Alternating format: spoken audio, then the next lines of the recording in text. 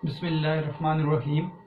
प्यारे बच्चों, आज का जो हमारा लेक्चर है सेकंड ईयर उर्दू के लिए वो है लेक्चर नंबर 14 और जिस पेज से हम पढ़ेंगे वो है पेज नंबर 26। तो उस एतबार से सेकंड ईयर उर्दू का ये चौथा जो है वो हमारा सबक है नसरी सबक में से। इससे पहले हमने 3 असबाक को पढ़ लिया है। मुसलमानों का कदीम तर्ज़ तालीम हमने पढ़ लिया, सुकरात को हमने देख लिया और तीसरा सबक जो था फाक़े में रोज़ा उसको हमने मुकम्मल मशक़ी सवालात के साथ देख लिया।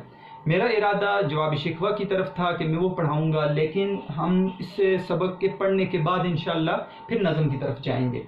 तो लेक्चर नंबर 14 में आज आपको मिलेगा बेटा, सबसे पहले आप ये जानेंगे कि कौन सा सबक हम पढ़ रहे हैं, उसके मुसन्निफ़ का नाम क्या है, वो सिनफ कौन सी है और उसका माखज़ क्या है, और हम उसके मुसन्निफ़ के ऊपर बात करेंगे, उसके हालात ज़िंदगी को देखेंगे और उसकी तसानीफ़ को पढ़ेंगे कि उसकी चंद तसानीफ़ जो हमारी किताब के अंदर लिखी हुई हैं वो कौन कौन सी हैं।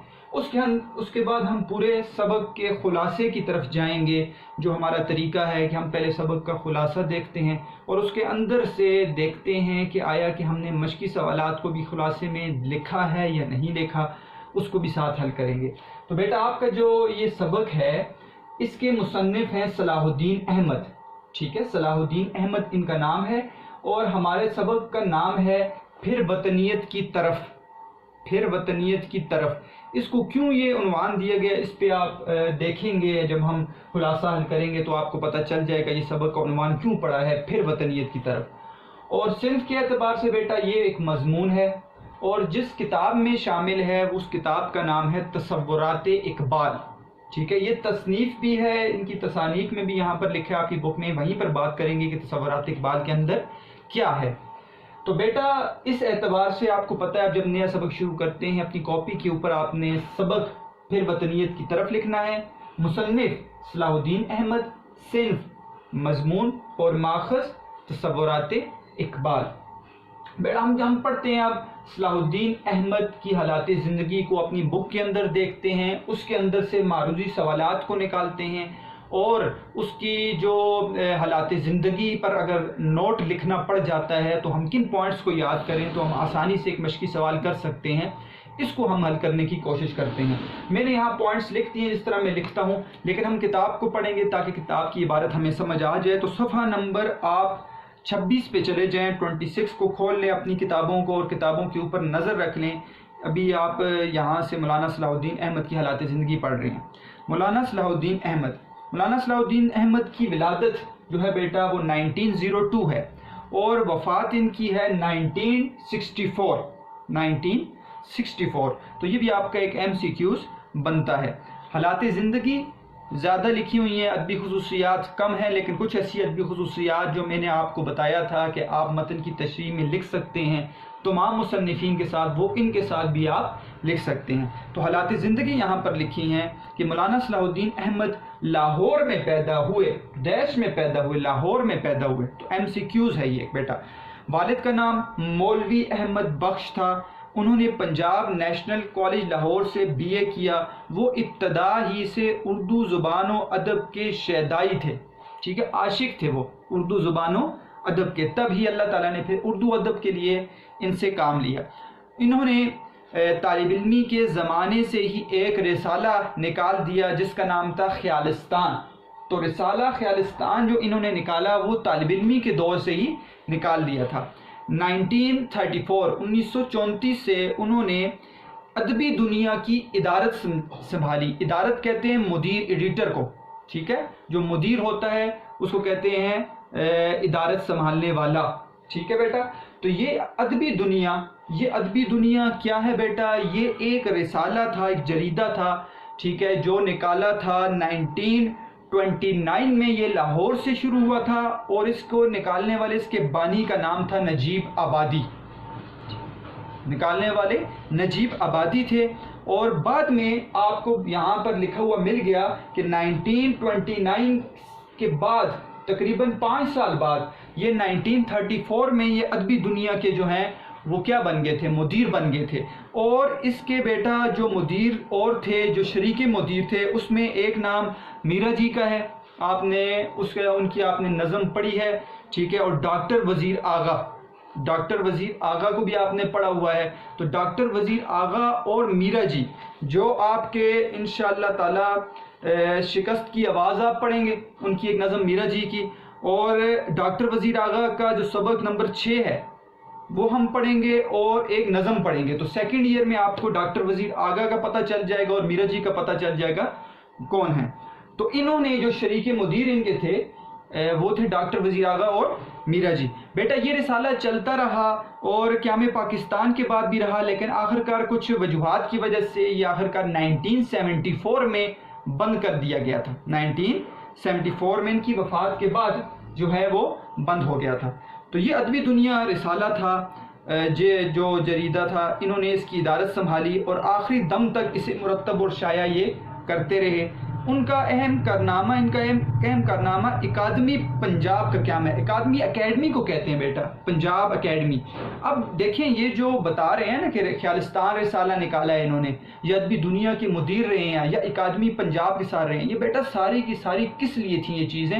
یہ اردو تحریک کو، اردو زبان کو فروغ دینے کے لیے، اس کو ترقی دینے کے لیے انہوں نے کام کیے تھے.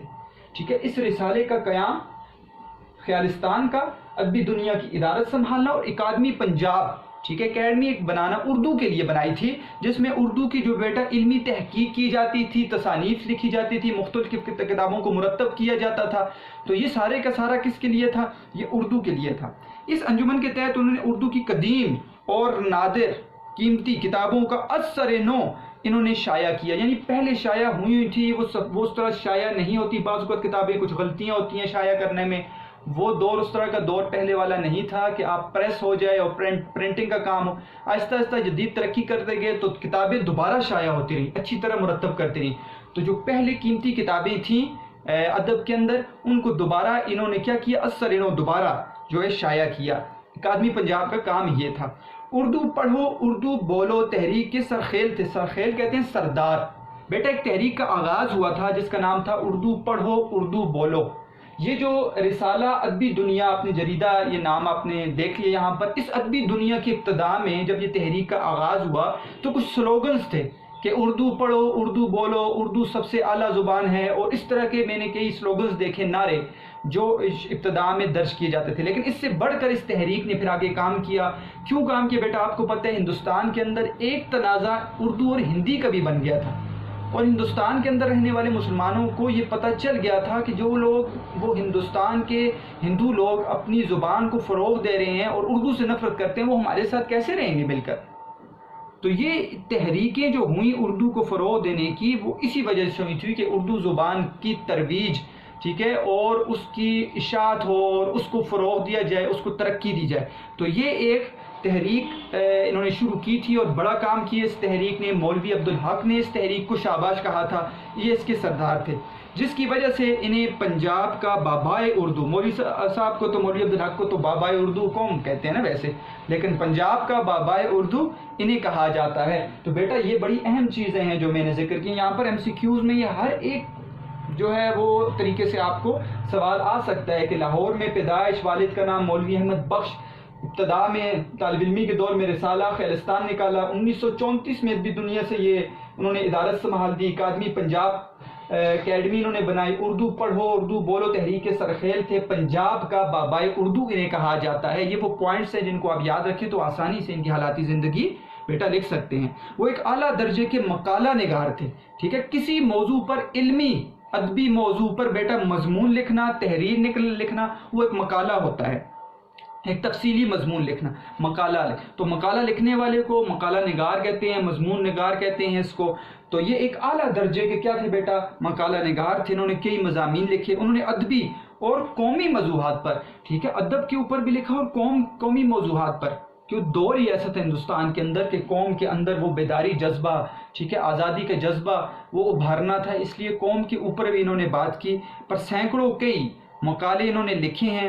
وہ صحت زبان اور آرائش زبان کا بہت خیال رکھتے تھے. ٹھیک ہے، اردو زبان کو فروغ دینے والا لازمی بات ہے بیٹا اردو زبان کی گرامر اور اس کی آرائش اور اس کی سجاوٹ کا بہت خیال رکھتے تھے اس دور میں بھی، اور آج کل بھی جتنے بھی آپ دیکھیں ادیب ہیں اس چیز کا خصوصی خیال رکھتے ہیں کہ اردو کے لحاظ سے کہیں بھی کوئی غلطی نہ ہو. تو یہ زیادہ تر آپ کو پتہ ہے ادیب اس چیز کا خیال رکھتے ہیں. عام بندہ تو بولتا ہے یا لکھتا ہے اس کو تو معلوم نہیں ہوتا، لیکن جتنے بھی ادباء ہیں وہ صحت و آرائش کا خیال رکھتے ہیں. تو ان کے نزدیک یہ اردو کے کیونکہ محبت کرنے والے تھے، ان کے نزدیک صحت زبان اور آرائش زبان بہت اہم تھی، اس لیے اس کا خیال رکھتے تھے. یہ بہت سے ادیبوں نے ان سے ادب اور تنقید کا فن ان کے زیر نگرانی سیکھا. اس کا مطلب ہے بیٹا میں نے یہاں پر لکھا یہ ادب اور تنقید کے استاد ہیں. تو تنقید کسے کہتے ہیں بیٹا؟ تنقید تو ویسے کسی کے اوپر کوئی آپ نقطہ نکال دیں کسی کے اوپر، ٹھیک ہے، اور نقد سے ہے، نقد کہتے ہیں پرکھنے کو، جانچ پڑتال کو. لیکن اردو ادب کے اندر آپ کسی کی اچھائی بیان کریں یا برائی بیان کریں تو وہ آسان جو تعریف آپ دیکھیں جس میں آپ کے لیے آسانی ہو. تو تنقید ہم تو کسی کو کہتے ہیں کسی کے اوپر تنقید نہ کرو کہ اس کی برائی نہ کرو، تو یہ تو ویسے استعمال ہوتا ہے. لیکن ادب کے اندر جب تنقید آ جاتی ہے نا تو ادب کے اندر تنقید کسی کہتے ہیں کہ کسی کے آپ نے اچھے کمالات کا ذکر بھی کر دیا، اچھائی کا ذکر کر دیا، اس کی تصانیف کو دیکھ کر اس کے اندر خصوصیات کا ذکر کر دیا. اور برائی کا بھی ذکر کرنا، برائی کا مطلب یہ نہیں ہے کہ اس کو بری بھلے کہنا، بلکہ وہ اس طریقے سے کہنا کہ ہم جو ہے وہ تنقید اس طریقے سے کریں کہ اس کی اصلاح ہو جائے. بیٹا دیکھیے تنقید اور تنقیص میں فرق ہے، ٹھیک ہے. تنقیص کسی کے اندر نقص نکالنا، اس کے اندر عیب نکالنا، یہ تو جائز نہیں. تنقید آپ کر سکتے ہیں لیکن تنقید برائے اصلاح ہو. تنقید کا یہ مطلب نہیں ہے کہ آپ کسی کی عزت اچھالنے لگ جائیں اور اس کو بے عزت کرنے لگ جائیں، یہ نہیں ہے. تنقید کا اصل مقصد کیا ہے؟ تنقید کا اصل مقصد ہے بیٹا کہ اس کی اصلاح کرنا، ٹھیک ہے. تو تنقید کے بھی یہ استاد، ادب کے بھی استاد. رسالہ ادبی دنیا نے بہت سے نوجوانوں، ادیبوں اور شاعروں کی رہنمائی کی، کیونکہ آپ کو پتہ ہے بیٹا اس دور میں رسالوں کے اندر اور آج کل بھی رسالوں کے اندر جیسے افسانہ کا ایک حصہ ہوتا ہے، پھر نظم کا ایک حصہ ہوتا ہے، غزل کا ایک حصہ ہوتا ہے، مضامین کا حصہ ہوتا ہے. تو مختلف جو نئے ابھرتے ہوئے شاعر ہوتے ہیں یا ادباء ہوتے ہیں، اردو ادب سے لگاؤ رکھتے ہیں، تو ابتدائی ان کے لیے پلیٹ فارم جو ہوتا ہے وہ رسالہ ہوتا ہے. تو انہوں نے بھی جو ادبی دنیا رسالہ نکالا تھا اور اس کی ادارت میں کئی جو ہے نوجوان ادیب جو تھے اور شاعر تھے ان کی انہوں نے رہنمائی کی اور ان کو راستہ بتایا جس سے آگے چل کے وہ ایک اچھے شاعر اور ایک اچھے ادیب بن گئے. تصانیف میں بیٹا یہاں پر لکھا ہے تصورات اقبال. تصورات اقبال کو میں نے خود دیکھا اس کتاب کو، تو اسی کے اندر یہ مضمون ہے. تقریباً 400 صفحات پر مشتمل یہ کتاب ہے. اس کو دوبارہ مرتب کیا پہلے بھی ایک دفعہ ہوا لیکن وہ صفحات اتنے اچھے نہیں تھے. اب جو مرتب ہوا بعد میں وہ صفحات کافی اچھے تھے. تو پھر وطنیت کی طرف اس کے اندر مضمون لکھا گیا. اس کے اندر مختلف مضامین ہیں جو اقبال کے اوپر ہیں بیٹا، اس کے تصورات کے اوپر ہیں، ٹھیک ہے. جیسے ان کا فلسفہ خودی ہے، فلسفہ مرد و مومن ہے، فلسفہ شاہین ہے، ٹھیک ہے، اور عشق رسول ہے. تو یہ فلسفے ہیں جو تصورات ہیں اقبال کے، اور اقبال کی غزل کے اوپر بات کی گئی ہے. اس کی پہلا حصہ ہے غزل کا، دوسرا حصہ ان کی شاعری کے اوپر مضامین لکھے گئے ہیں. تو یہ تصورات اقبال میں اقبال کے اوپر لکھے گئے جو ہیں مختلف مضامین ہیں جو آپ مقالے دیکھتے ہیں. اور یہ بھی میں نے دیکھا تقریباً یہ آخری حصے میں واقع ہے یہ مضمون، میں نے خود اس کتاب کے اندر دیکھا. پھر وطنیت کی طرف آخری حصے میں اس کتاب کے اندر واقع ہے. تو کتاب اچھی کتاب ہے جس میں اقبال کی زندگی کے اوپر، ان کے تصورات کے اوپر بات کی گئی. افسانوی ادب بیٹا آپ کو میں نے کل کے جو لیکچر دیا فرسٹ ایئر کے لیے وہ انتہائی اہم تھا، سیکنڈ ایئر کے لیے بھی. تو اس میں نے بتا دیا کہ ہم اصناف ادب اور اصناف سخن، اصناف ادب کو ہم جب نثر کو دیکھتے ہیں دو حصوں میں تقسیم کرتے ہیں. ایک حصہ افسانوی ادب، ایک حصہ غیر افسانوی ادب. افسانوی ادب وہ ہوتا ہے جس کے اندر کہانی ہو، جیسے ناول، افسانہ. تو ہم اس کتاب کے اندر ناول، افسانہ، افسانوی ادب کے اوپر بات کی گئی ہے. محمد حسین آزاد یہ کتاب میرے ذہن جو ہے نظروں سے نہیں گزری، لیکن لگ رہا ہے کہ اس کتاب کے اندر جیسے نام سے ظاہر ہے کہ انہوں نے ان کی زندگی کے اوپر بات کی ہوگی، تنقید کی بھی بات کتاب ہو سکتی ہے اور ان حالات زندگی سنوارنے نگاری بھی ہو سکتی ہے. محمد حسین آزاد آپ نے 9th میں ان کا مضمون پڑھا ہے بیٹا، اور آپ انشاءاللہ ان کا اگلا مضمون بھی پڑھیں گے جو کافی جو ہے وہ دلچسپ قسم کا مضمون ہے جس کا نام ہے شہرت عام اور بقائے دوام کا دربار. محمد حسین آزاد کے اوپر انہوں نے کتاب لکھی ہے. اس کے علاوہ بھی کئی کتابیں ہیں اور ان کی زیادہ تر جو ہے کیونکہ ادبی دنیا کے ساتھ وقت گزرا ہے تو ان کی جب تصانیف کو دیکھیں تو زیادہ تر ادبی دنیا کے رسائل آپ کو ملتے ہیں. تو یہ ہیں صلاح الدین احمد جن کا ہم نے مختصر احوال ہم نے پڑھ لیا اور حالات ان کے پڑھ لیے اور تصانیف کو دیکھ لیا. تو اس سے آپ کو کافی حد تک مدد مل سکتی ہے ان پوائنٹ سے، اور تصانیف کو آپ نے یاد رکھنا ہے. بھائی بیٹا تصنیف کا کسی بھی مصنف شاعر کی تصنیف کو اٹھا کر کوئی بھی معروضی سوال آ سکتا ہے، ٹھیک ہے؟ تو آپ نے اس کو ذہن میں رکھنا ہے کہ افسانوی ادب ڈیش کی جو ہے تصنیف ہے. کس کی تصنیف ہے؟ صلاح الدین احمد کی تصنیف ہے. کہ یہ اردو کا ایک مشکل ترین حصہ ہوتا ہے معروضی سوالات کا، جو اگر آپ کہہ دیں کہ نمبر کم کرنے ہو تو بچوں کو نمبر یہاں سے کم دے دیتے ہیں اور مشکل حصہ بنا لیتے ہیں، بلکہ اساتذہ کے لیے بھی مشکل ہو جاتا ہے، کیونکہ پوری کتاب کو رٹنا، یاد کرنا یا اس کے ہر ایک چیز کو غور سے دیکھنا بڑا مشکل ہوتا ہے. تو یہ حصہ بیٹا اس لیے آپ نے غور سے پڑھنا ہوگا، اس سے آپ کے معروضی سوالات بھی حل ہو جائیں گے. اب آتے ہیں ہم اس کے دوسرے حصے کی طرف لیکچر کے، جو ہے ایک سبق کا خلاصہ. ٹھیک ہے بیٹا، یہ سبق ایک اعتبار سے تو مشکل بھی ہے اور ایک اعتبار سے آسان ہے. میں دونوں کی بات کرتا ہوں بیٹا. مشکل کیسے ہے؟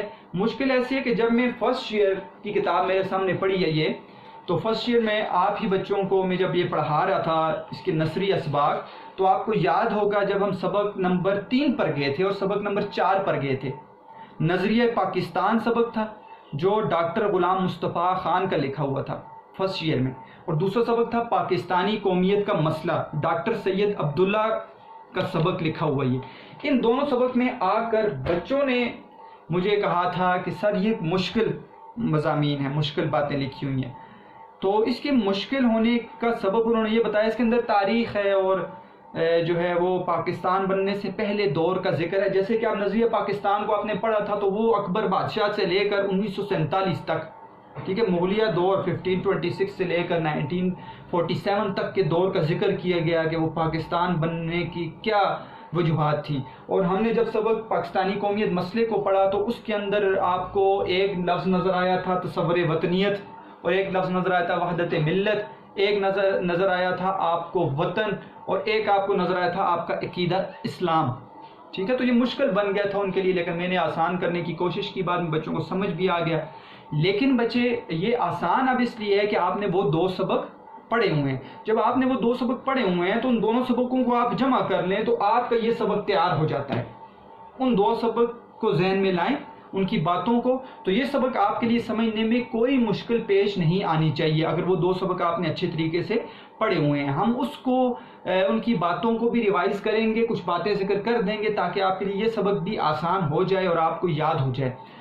بیٹا اس لیے آسان میں نے بتا دیا کہ اس وجہ یہ ہے کہ آپ نے پہلے 2 سبق اس کے لحاظ سے پڑھے ہوئے ہیں. مشکل اسی وجہ سے کہ بچے اس سے ناواقفیت ہے ان کی، اور وہ اس سے بات کو سمجھتے نہیں ہیں کہ پاکستان بننے کے جو وہ ابتدائی ادوار تھے وہ کیا تھے، اور وہ مغلیہ سلطنت کے بادشاہوں کو نہیں جانتے، تاریخ سے ناواقفیت ہے ہماری، اس وجہ سے ان کے لیے مشکل ہو جاتا ہے. آپ اس دفعہ تو ماشاءاللہ پاکستان اسٹڈیز فرسٹ ایئر میں تو آپ کو پتہ ہے بیٹا آپ کی اسلامیات ہوتی ہے، لیکن یہاں پہ آپ نے 9th 10th میں پاکستان اسٹڈیز پڑھی ہے. اب اس سال آپ پاکستان اسٹڈیز پڑھیں گے تو ان چیزوں کو ختم کرنے کی کوشش کریں، نظریہ پاکستان کو تو سمجھیں کم از کم، ٹھیک ہے. اور نظریہ پاکستان کے بعد آپ مختلف چیزوں کو جانیں، پاکستان بننے کی تحریکوں کو جانیں، ان چیزوں کو، وہ اس مضمون کا اہم حصہ ہوتا ہے جو آپ کا پاکستان اسٹڈیز ہے.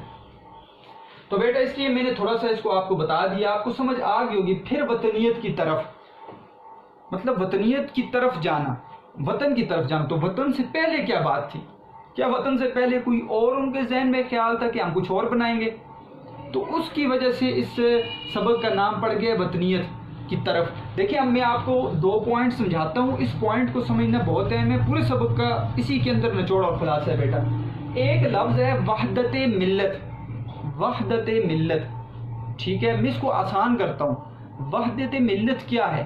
وحدت ملت یہ ہے کہ پوری دنیا کے مسلمان ایک ہو جائیں.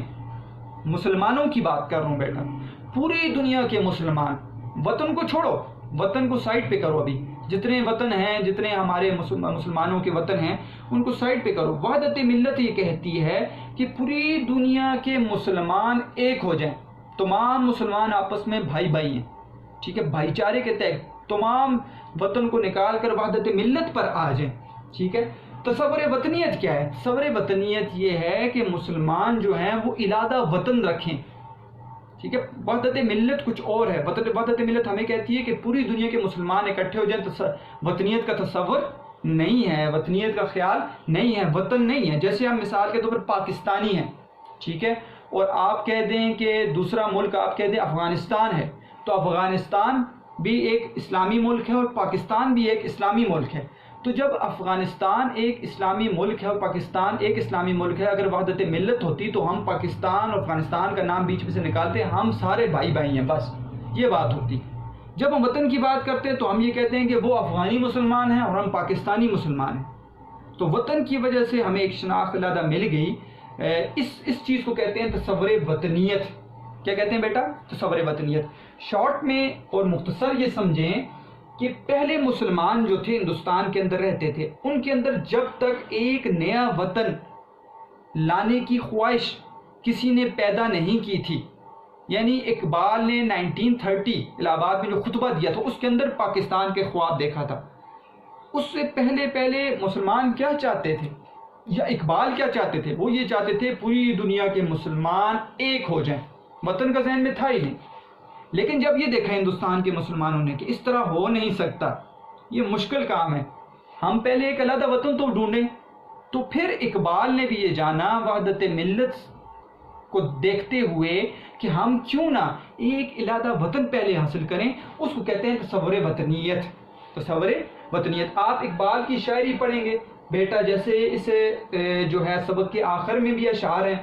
آپ نے نظریہ پاکستان کے اندر کچھ اشعار پڑھے، انہوں اشعار کو بھی یاد کریں گے تو آپ کو نظر آئے گا کہ اقبال کی شاعری میں ہمیں پوری دنیا کے مسلمانوں کا ایک ہونا نظر آتا ہے، کہ پوری دنیا کے مسلمان ایک ہو جائیں. اور اسی بیٹا یہ جو نظریہ ہے پوری دنیا کے مسلمان ایک ہو جائیں، ٹھیک ہے، خلافت کے تحت یا پوری دنیا کے مسلمان ایک ہو جائیں. تو اس کا خواب کن کن لوگوں نے دیکھا تھا بیٹا؟ ٹیپو سلطان نام آئے گا. ٹیپو سلطان نے دیکھا تھا یہ خواب کہ پوری دنیا کے مسلمان ایک ہو جائیں. جمال الدین افغانی افغانستان کے ایک بہت بڑے رہنما گزرے ہیں، مذہبی رہنما گزرے ہیں. انہوں نے یہ خواب دیکھا تھا کہ پوری دنیا کے مسلمان ایک ہو جائیں. عبد الحمید ثانی خلافت عثمانیہ کے آخری جو ہے وہ خلیفوں میں سے ہیں، عبد الحمید ثانی، ٹھیک ہے. خلافت عثمانیہ کا ذکر ہم نے کیا تھا. تو عبد الحمید ثانی نے یہ خواب دیکھا تھا، اقبال نے یہ خواب دیکھا تھا. ان چار شخصیات کا ذکر ہے، انہوں نے یہ خواب دیکھا تھا کہ پوری دنیا کے مسلمان ایک ہو جائیں، لیکن یہ ہو نہ سکا. اقبال کا بھی خواب جو ہے یہ آ کر صرف پھر وطن پر آ گیا. کیوں ہوا بیٹا؟ اس بات کو جاننا مشکل نہیں ہے. وجہ یہ تھی کہ ہندوستان کے مسلمانوں نے دیکھا کہ ہندوستان کے اندر تو ہندو ہمارے ساتھ رہتے ہیں اور ہم پہلے ہی جو ہے وہ غلامی کی زنجیروں میں جکڑے ہوئے ہیں، حالات خراب ہیں، باہر نظر دوڑاتے ہیں. تو خلافت عثمانیہ کے ٹکڑے ٹکڑے ہوئے ہمیں نظر آتے ہیں. تو حالات ایسے نہیں ہیں کہ پوری دنیا کے مسلمان ایک ہو جائیں. کسی نہ کسی ایسے طریقے سے کم از کم ہندوستان کے اندر جن علاقوں میں مسلمانوں کی اکثریت واقع ہے، ان علاقوں میں تو کم از کم جو ہے وہ علاقے ہمیں مل جائیں کہ ہم ایک علیحدہ وطن کا قیام ہمارے جو ہے ہمیں مل جائے، ہم ایک وطن قائم کر دیں. تو بیٹا یہ 1930 میں آپ کو پتہ ہے اقبال نے تصور پاکستان پیش کیا تھا، اس لیے تصور پاکستان کے بانی بھی اقبال ہیں، اور اس کو جو آخر میں عملی جامہ پہنایا وہ تھے قائد اعظم. تو بیٹا اب اسی کے اوپر پوری کی پوری جو ہے آپ کو بات ملے گی. پھر وطنیت کی طرف دیکھیں، اس میں مختلف پوائنٹس کے اندر آپ چیزوں کو سمجھیں تاکہ آپ کے سوالات بھی آسان ہو جائیں اور سبق بھی آسان آپ کے لیے ہو جائے گا اگر آپ پہلے ابتدائی جو میری بات ہے اس کو سمجھ گئے. پہلی بات یہ ہے جو کتاب کے اندر اب آپ کو ملے گی، وہ یہ ہے قیام پاکستان سے پہلے ہندوستان کے مسلمانوں کے دل وحدت ملت کے جذبے سے سرشار تھے. کیا مطلب ہوا کہ قیام پاکستان سے پہلے، پاکستان بننے سے پہلے یا قیام پاکستان کی تصور، اقبال کے تصور دینے سے پہلے مسلمانوں کا دل جس جذبے سے سرشار تھا، جو وہ چاہتے تھے، وہ یہ جذبہ تھا کہ تمام دنیا کے مسلمان ایک ہو جائیں. لیکن وہ جذبہ تھا، ٹھیک ہے، وہ ایک خیال تھا انسان سب تمام مسلمانوں کا، عملی جامہ پہنانا اس کو مشکل تھا. لیکن پھر کیا ہوا؟ پھر یہی جذبہ وحدت ملت کا جذبہ وطن کے قیام کا باعث بنا. آخرکار یہ جذبہ تو تھا اس وقت ہندوستان کے مسلمانوں کے اندر، تو یہی جذبہ اٹھا. انہوں نے کہا کہ مسلمان سارے ایک اگر نہیں ہو سکتے تو ہم مسلمان کسی علیحدہ وطن میں تو ایک ہو سکتے ہیں.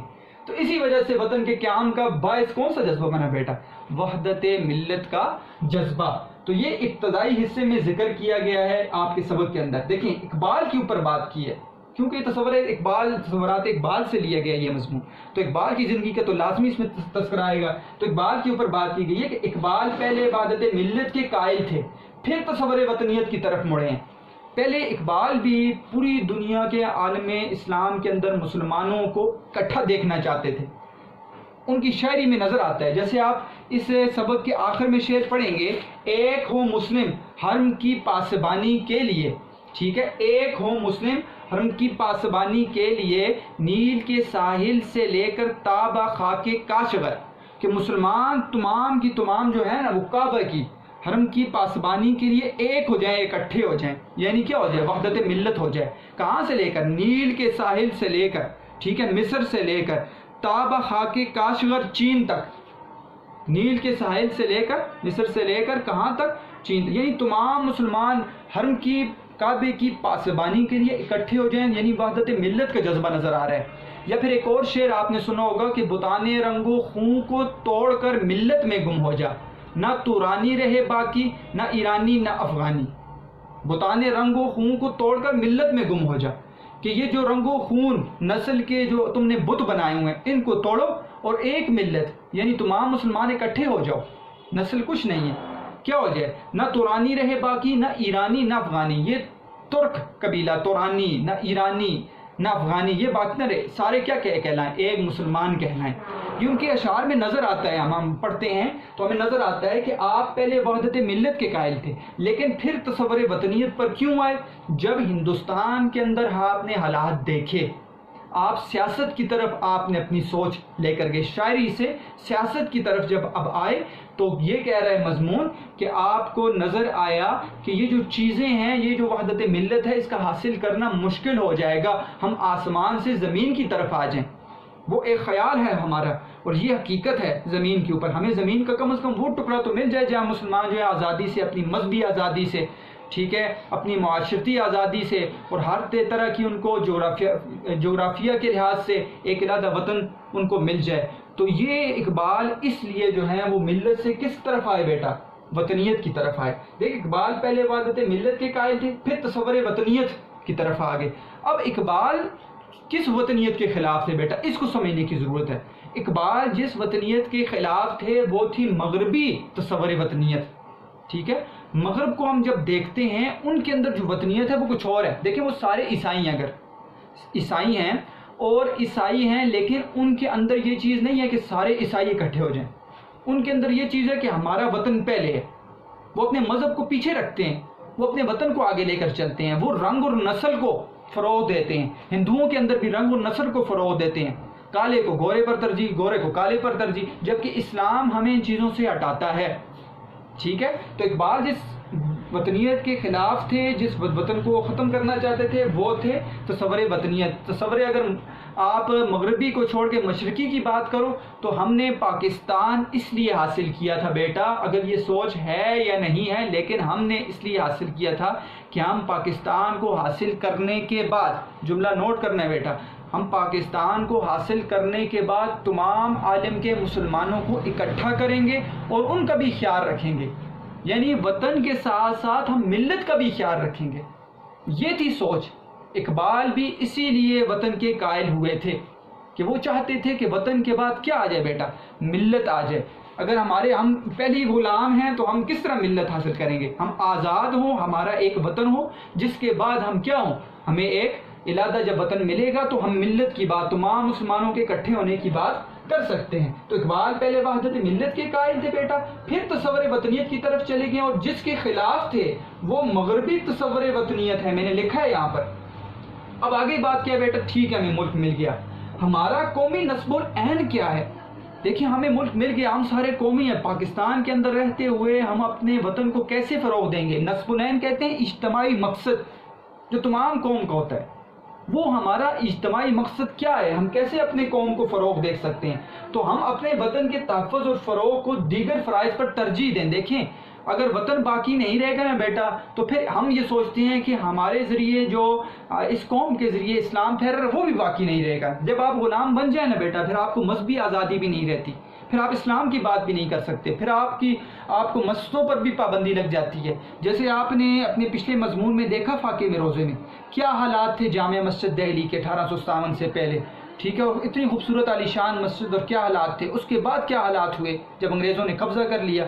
ٹھیک ہے، تو ہم اپنے وطن کے تحفظ کو، وطن ہمارے لیے ضروری ہے، ہم اس وطن کے تحفظ اور فروغ کو دیگر فرائض پر ترجیح دیں، اپنے وطن کی سلامتی کے لیے ہم سارے حصہ لیں۔ اور کون کون حصہ لے بیٹا؟ اس میں وہ لوگ بھی حصہ لے سکتے ہیں جو غیر مسلم ہیں اور پاکستانی ہیں۔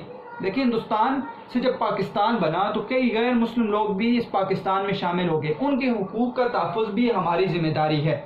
ہم سارے مل کر اس وطن کو کیا کر سکتے ہیں آگے لے کر، لیکن یہ اجتماعی جو ہے مقصد ہے ہمارا، یہ ہمارا نصب العین ہونا چاہیے۔ جب تک ہم اس مقصد پر اکٹھے نہیں ہوں گے سارے کے سارے پاکستانی، تو ہم کبھی بھی اپنی قوم کو ترقی نہیں دے سکتے، ان کی عزت کے لیے کام نہیں کر سکتے، اپنے ملک کو ترقی نہیں دے سکتے۔ اب وطن اور ملت کا لفظ بیٹا متضاد نہیں ہے، کیوں؟ وجہ یہ ہے کہ وطن کے اندر رہ کر بھی ہم ملت کے حصول کے لیے کام کر سکتے ہیں۔ ہم اپنے وطن پاکستان کے تحفظ کے اوپر بات کرنے کے بعد ہم یہ بات کر سکتے ہیں کہ ساری کی ساری ملت اسلامیہ، تمام مسلمانوں کا خیال رکھنا بھی ہمارے اوپر فرض ہے بیٹا، ہمارے لیے ضروری ہے۔ جب کسی کونے میں، ٹھیک ہے، کوئی مسلمان کسی وطن سے تعلق رکھنے والا، اس پر کوئی سختی آئے، ٹھیک ہے، اس کے حالات خراب ہوں، اس پر ظلم کیا جائے، تو اس کے لیے آواز بلند کرنا، اس کے لیے محنت کرنا، یہ ہمارا فرض بنتا ہے، یہ ہمارا فرض ہے، کیونکہ اللہ تعالیٰ نے ہمیں ایک نیا پاکستان، ایک نئی ریاست دی، ہمیں ایک نیا ملک دیا، اور اس ملک کو حاصل کرنے کے بعد ہمیں تمام مسلمانوں کا بھی خیال رکھنا چاہیے۔ تو اس لیے ہمارے لیے وطن اور ملت کا لفظ متضاد نہیں رہا۔ ہم وطن کے اندر رہتے ہوئے بھی اقبال کے اس شعر پر، ایک ہوں مسلم ہم کی پاسبانی کے لیے، نیل کے ساحل سے لے کر تابہ خاک کاشغر کے اوپر عمل کر سکتے ہیں۔ جو ایک اقبال کا خواب تھا وحدت ملت کا، اس کو حاصل کر سکتے ہیں۔ یہ ساری کی ساری بات جو بیٹا آپ کو اس سبق کے اندر نظر آئے گی، اور اسی طرح کے آپ کو اس کے جو ہیں 2 حصے ہیں سوالات کے، مختصر سوالات کا حصہ ہے، آپ کو صفحہ نمبر 30 پر نظر آئے گا، اور 31 پر آپ کو اس کے تفصیلی جو ہیں وہ جوابات تحریر کرنے کے لیے کہا گیا ہے، وہ بھی آپ کو نظر آئے گا۔ لیکن جب آپ یہ حصہ سمجھ جائیں گے، اس کو 2 دفعہ سنیں، 3 دفعہ سنیں اس لیکچر کو، تاکہ یہ حصہ سمجھ آ جائے، پھر آپ کے لیے پورے سبق کو سمجھنا کوئی مشکل بات نہیں ہوگی۔ بیٹا دیکھیں، آپ نے جو ڈاکٹر سید عبداللہ کا مضمون پڑھا تھا پاکستانی قومیت کا مسئلہ، اس میں ایک تشبیہ نکالی تھی، آپ کو یاد ہوگا، پھول کے ساتھ، ٹھیک ہے۔ ایک ہمارا عقیدہ ہے، ایک ہمارا جغرافیہ ہے۔ عقیدہ کیا کہتا ہے؟ عقیدہ ہے ہم مسلمان ہیں اور پوری دنیا کے مسلمان ایک ہو جائیں، اور ایک جغرافیہ ہے کہ یہ وطن بھی ہمارا اپنا ہے۔ تو اس کو کہا یہ پھول کی مانند ہے، پھول سے تشبیہ دی تھی کہ یہ پھول جو ہے نا، پھول جو ہوتا ہے، اس پھول کو دیکھیں، اس پھول کا جو جسم ہوتا ہے، یہ پھول ہے مثال کے طور پر بیٹا، اس کا جو جسم ہے، اس کی کلیاں، ٹھیک ہے، یہ ساری کے سارا اس کا جسم ہے، یہ کہا یہ ہمارا وطن ہے جو ہمیں نظر آ رہا ہے، اور ایک اس کی خوشبو ہوتی ہے، پھول سے خوشبو جو ہے وہ جدا نہیں ہو سکتی، تو خوشبو وہ کیا ہے؟ ہماری سوچ، ہماری فکر، ہمارا دین ہے۔ تو کہا کہ ہم اس کو پھول کی طرح سمجھیں تو ہم مسئلے کو حل کر سکتے ہیں۔ اگر کوئی یہ کہے کہ وحدت ملت اور ہے تو صبر وطنیت اور ہے، تو پھر جو اختلاف پیدا ہو جائے گا۔ اس کو ملانا ہے بیٹا اس طریقے سے کہ ہم اپنے وطن کا حصول حاصل، ہم نے وطن کیوں حاصل کیا گیا بیٹا، اس بات کو بھی سمجھیں۔ اسلام کے اندر دیکھیں، جب نبی علیہ السلام نے مکے کے اندر آ کر، پھر مدینے کے اندر آ کر دعوت دی اسلام کی، تو کیا صرف وہ دعوت اسی ایریے کے اندر تھی؟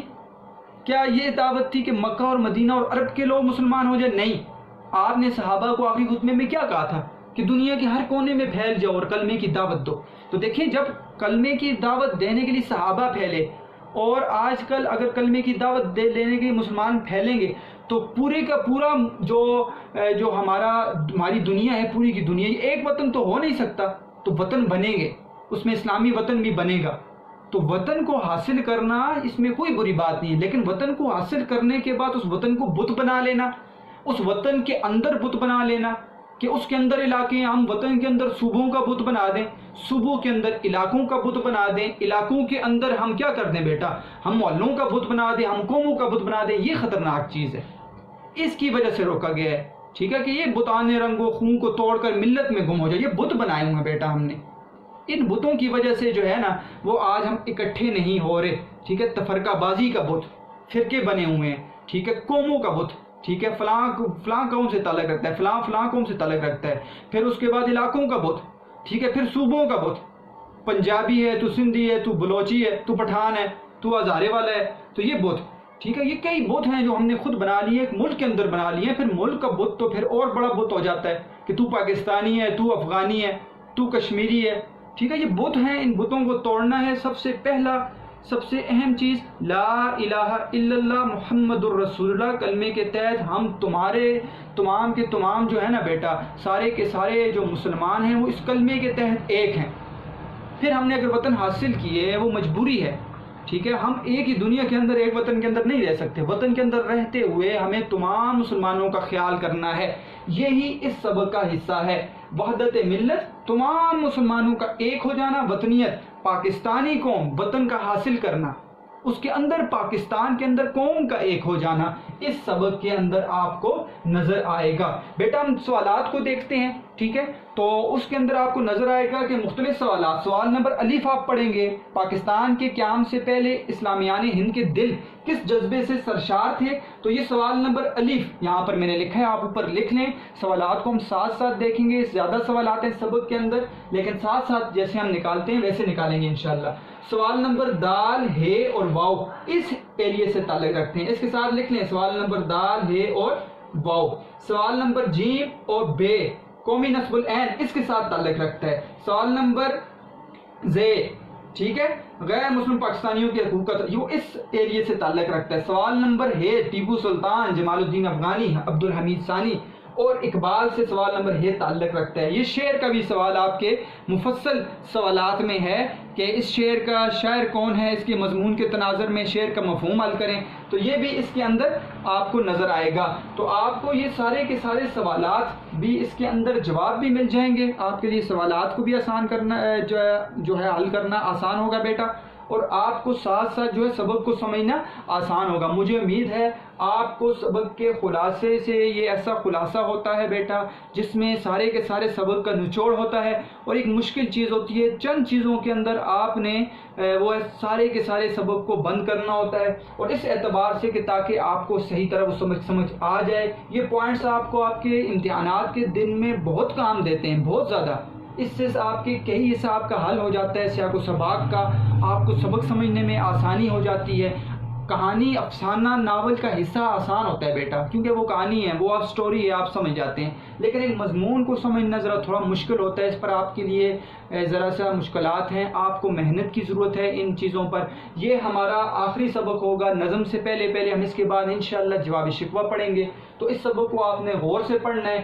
آپ کا ہوم ورک بیٹا آپ کو پتا ہے، خلاصہ یہ پوائنٹس آپ نے اپنی کاپی پر لکھنے ہیں، پھر کہہ رہا ہوں خلاصے کے پوائنٹس سارے کے سارے یہاں پر سوالات کی جیسے میں نے یہاں پر ہیڈنگز دی ہیں آپ نے بھی دینی ہے۔ یہاں سے آپ کو تصویر صحیح نظر نہیں آتی، میں آپ کے لیے علیحدہ پکچر بھیج دیتا ہوں، ٹھیک ہے، واٹس ایپ گروپ میں ہم علیحدہ پکچر سینڈ کر دیتا ہوں اس کی نکال کے، اس میں آپ کو زیادہ جو ہے صاف تصویر نظر آ جاتی ہے۔ تو سوالات کی بھی ہیڈنگز یہاں پر دینی ہے۔ صلاح الدین احمد کے پوائنٹس آپ نے لکھنے ہیں، پوائنٹس آپ لکھتے ہیں، یہ لکھ لیں تاکہ آپ کے معلومی سوال بھی اس کے اندر حل ہو جائیں، اور آپ نے ہائی لائٹ کرنا ہے، ٹھیک ہے، اپنے ایم سی کیوز کو، اپنی جو ہے وہ مشقی اس کے معلومی سوالات کو صلاح الدین احمد کی حالات زندگی پیج نمبر 26 کے اندر، تو ان کی آپ نے تصویریں میری طرف بھیجنی ہے، ایک نیٹ کاپی کی اور ایک آپ نے اپنی بک کے پیج نمبر 26 کی تصویر نکال کر آپ نے میری طرف بھیجنی ہے۔ مجھے امید ہے بیٹا آج کا سبق جو ہے آپ کے لیے انشاءاللہ آپ کے جو سبق پڑھنے میں انتہائی آسانیاں پیدا کرے گا، اور جس طرح آپ محنت کر رہے ہیں بیٹا اسی طرح محنت کرنی ہے آپ نے، اور بچے بڑا اچھا رسپانس بھی دے رہے ہیں۔ دیکھیں میرے لیے تو ایک سٹوڈنٹ بھی ہے نا بیٹا، وہ بھی اگر کام کر رہا ہے نا، میں اس کے لیے بھی اگر یقین کریں، کوئی نہ دیکھے لیکچر کو، ایک بچہ بھی پڑھنے والا ہے نا تو میں اس کے لیے بھی پڑھاؤں گا انشاءاللہ، میرا اپنا جذبہ یہ ہے، یعنی یہ کہ لائن لگ جائے بچوں کی اور پوچھنے والے نہیں، ایک بچہ بھی پڑھنے والا ہے اور محنت کرنے والا ہے میں اس کے لیے بھی پڑھاؤں گا۔ اگر کوئی نہیں پڑھنے والا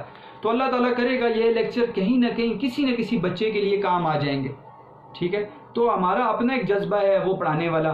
آپ میں سے چند بچے بہت اچھا کام کر رہے ہیں، کچھ بچے جو ہیں بیٹا غائب ہیں، ٹھیک ہے، وہ میں نے بارہا آپ کو آپ کے واٹس ایپ گروپ پہ کہا، لیکن ان کی طرف سے کوئی رسپانس نہیں ملا، میں نے چھوڑ دیا ان کو، ٹھیک ہے، ان کے آپ کے نمبرز پر ہم نے اپنے گھر کے میسج کیے، ہم نے گھر کے نمبر پہ آپ کے میسج ہم نے کیے اور پوچھا گیا، کوئی گاؤں گئے ہوئے ہیں بیٹا، کوئی کسی کے مسائل ہیں، لیکن جو بچے محنت کر رہے ہیں وہ ماشاءاللہ بہت ہی اچھے طریقے سے کام کر رہے ہیں، ٹھیک ہے، ان کے لیے ویری ویل ڈن بیٹا، آپ کے لیے بہت زیادہ اللہ تعالیٰ آسانیاں پیش کریں گے. آپ جب انشاءاللہ آپ کے کالج لگیں گے، حالات اچھے ہوں گے، تو پھر یہ آپ کو پتہ یہ سلسلہ جو ہے ان حالات کے اندر شروع کیا گیا، جو ایک مشکل سلسلہ تھا، لیکن صرف اور صرف اس لیے شروع کیا گیا کہ گھر کے اندر رہتے ہوئے ہم کس طرح اپنے بچوں کو جو دور ہیں پڑھنے والے یا اور جو بچے ہیں جو اردو ادب کے ساتھ لگاؤ رکھتے ہیں، کسی کونے میں سے تعلق رکھتے ہیں، ان کے لیے کیسے آسانی پیدا ہو. تو یہ سلسلہ اس لیے شروع کیا گیا ہے. تو اللہ کرے گا کہ وہ وقت بھی آئے گا کہ ہمارے سامنے ہمارے جو اسٹوڈنٹس بیٹھے ہوں گے اور ہم ان کو پڑھائیں گے، اور وہ سوال کرنے والے ہوں گے، وہ سیکھنے والے ہوں گے. ہم ان کے ہوم ورک کو دیکھیں گے، وہ کیسا اچھا کام کرتے ہیں، وہ محنت کرتے ہوئے جیسے پہلے محنت کرتے نظر آئیں گے. تو بیٹا ہمیں امید ہے وہ وقت بھی انشاءاللہ آئے گا، لیکن آپ نے گھروں کے اندر رہتے ہوئے بھی اپنے کسی مضمون کو بیٹا نہیں چھوڑنا. ہر مضمون کو آپ نے وقت دینا ہے. اللہ تعالیٰ آپ کو بہت ساری خوشیاں دیں. آپ کے لیے بہت بہت دعائیں بیٹا، ہمارے لیے بھی دعائیں جو آپ نے ہر اپنی نماز میں خصوصاً نماز کا اہتمام کرنا ہے بیٹا. ٹھیک ہے، نماز نہیں چھوڑنی.